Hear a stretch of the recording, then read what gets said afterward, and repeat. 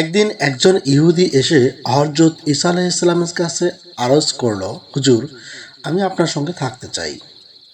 আপনার সংসর্গ আমার খুব ভালো লাগে। এই কথা শুনে হযরত ঈসা আলাইহিসসালাম তাকে সঙ্গী করে নিলেন। তারা চলতে চলতে একটি ছোট শহরের প্রান্তে গিয়ে পৌঁছালেন। হযরত ঈসা আলাইহিসসালামের সাথে 3খানা রুটি ছিল। দুজনেই ক্ষুধার্ত। তৃপ্তির সঙ্গে তারা 2টো রুটি খেলেন।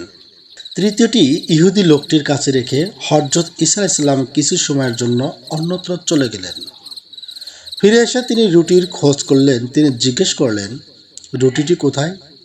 উত্তরে ইহুদির চোখে মুখে বিস্ময়ের ভাব এনে বলল, আমি রুটি খাইনি। আমি আপনার রুটির সম্পর্কে কোনো খবরও জানি না। ঈসা আলাইহিসসালাম আর কোনো কিছু না বলে ইহুদিকে সঙ্গে করে চলতে লাগলেন। সামনে এক নির্জন বন। বনের গাছপালায় ঢাকা পথ ধরে চলছে দুজন। হযরত ঈসা আলাইহিসসালাম হঠাৎ দেখলেন একটা হরিণী 2টো শাবক নিয়ে তার দিকে এগিয়ে আসছে।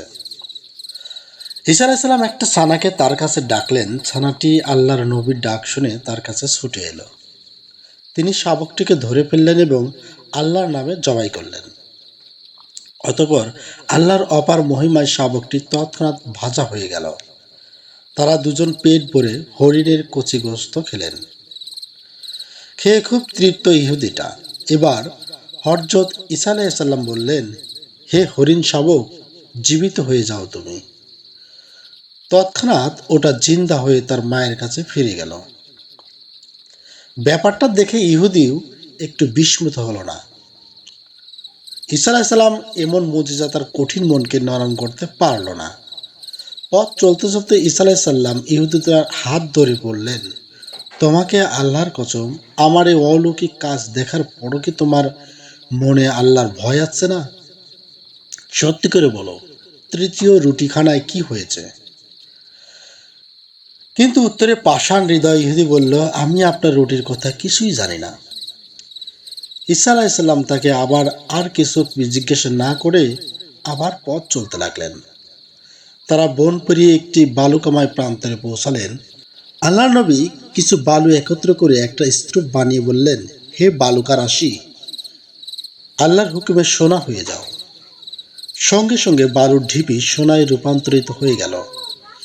এবার আল্লাহ নবী পিণ্ডটাকে ভেঙে 3 ভাগ করলেন। বললেন, হে ইহুদি, এ 3টি পিণ্ডের একটি পিণ্ড আমার, একটা তোমার, আর একটা পিণ্ড অর্থাৎ তৃতীয় পিণ্ডটা তার, যে রুটি খেয়ে ফেলেছে। সোনার লোভে ইহুদির চোখ চকচক করতে লাগলো। সঙ্গে সঙ্গে নিজের পোটলা থেকে তৃতীয় রুটিখানা বের করে বলল, এই যে আপনার রুটি, এটা এতক্ষণ আমার কাছেই ছিল। সোনার লোভে ইহুদি সত্য কথা বলে। তখন ঈসা আলাইহিসসালাম বললেন, তুমি যখন সত্য কথা স্বীকার করেছ, 3টা পিণ্ডই তোমার। একথা বলে ঈসা আলাইহিসসালাম ওকে ছেড়ে অন্য পথে চলে গেলেন। সোনার 3টি পিণ্ড নিয়ে কিছু পথ চলার পর হঠাৎ করে ইহুদির সামনে 2জন দুর্ধর্ষ ডাকাত হাজির হলো। ডাকাতদের দেখেই ইহুদি ভয়ে কাঁপতে লাগলো। সে তাদের বলল, আমাকে প্রাণে মেরো না, 3টি খণ্ড তো আছেই। কেননা আমরা একজন এক এক করে খণ্ড করে নিয়ে যাই। ডাকাত তাকে হুঙ্কার ছেড়ে বলল, সে কথা পরে হবে, বেশ খিদে পেয়েছে, আগে তুই আমাদের জন্য খাবার কিনে আন। মনে মনে ডাকাতরা ফন্দি আটল যে ইহুদিটা খাবার নিয়ে এলেই তাকে খতম করে ফেলা হবে, না হলে সে আবার সোনার ভাগ চাইবে। অন্যদিকে ইহুদিটাও ফন্দি আটল, সে খাবার কিনে তাতে বিষ মিশিয়ে দেয়। কিছুক্ষণ পর যে ইহুদিটা খাবার নিয়ে এলো, ডাকাতরা তার কাছ থেকে খাবারগুলো নিয়ে তাকে হত্যা করল। এরপর তারা খাবারগুলো খেতে লাগলো।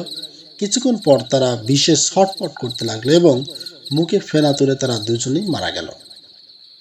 3টি লাশ পড়ে রইল সোনার 3টি পিণ্ডের পাশে, কিন্তু হাত বাড়িয়ে নেওয়ার কেউ নেই। অতি লোভের পরিণাম যে কি ভয়াবহ তা আল্লাহ তাআলা ঈসা আলাইহিসসালামের এই ঘটনার মাধ্যমে আমাদের দেখিয়েছেন। হে আল্লাহ, আমাদের লোভ হতে মুক্ত থাকার তৌফিক দান করুন, আমিন।